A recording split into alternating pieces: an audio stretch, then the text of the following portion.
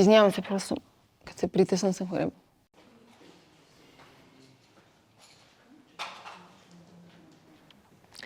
Казвам се Мария Солинаджиева и съм майка на убитата Виктория Солинаджиева. И съм майка на Филип, който на 2 септември беше убит на пешеходна пътека в центъра на София. И съм майка на Александър Тихомиров Петров, който беше убит на 11 август 2021 година от шофьор на камион, който всъщност направи забранена маневра. При ограничение 50 размаза Васко, Георги и Светли с 140 км. Санитарки ни казаха призори, че момчетата всички от катастрофата са в моргата.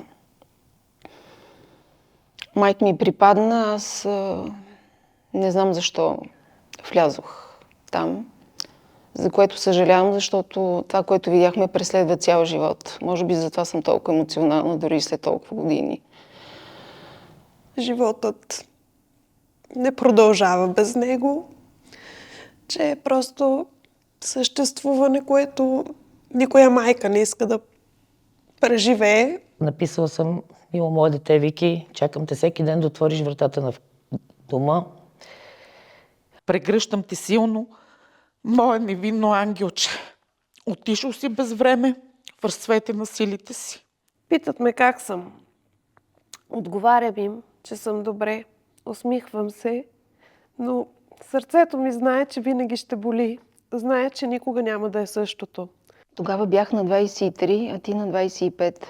Сега съм на 47 и имам деца, които няма двоичо. И които, докато бяха малки, питаха защо баба им не се усмихва. Как да се зарадвам на успехите на брат ти и сестра ти, когато теб те няма, за да им се радваме заедно? Господи, какво не бих дала да върна времето? Да си върна детенцето. Обичам те, Филипче. Обичам те безкрайно. Мама. Добре.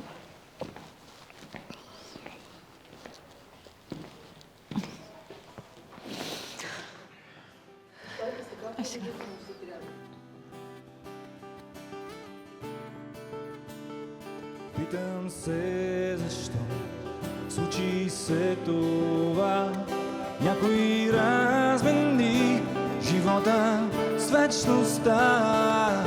Само ако има рай, ще съм там близо.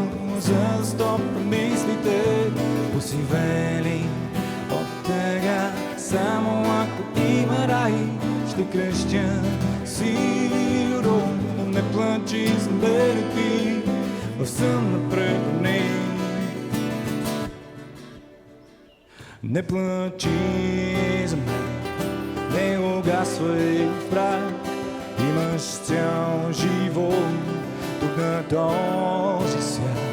Запази за мен спомена любов. Ще дойде време пак да представя аз. Само ако има рай, ще съм там близо. С топ премислите посивели от тъга. Само ако има рай, ще крещя силно. Не плачи за мене ти, а в сън ме превърни.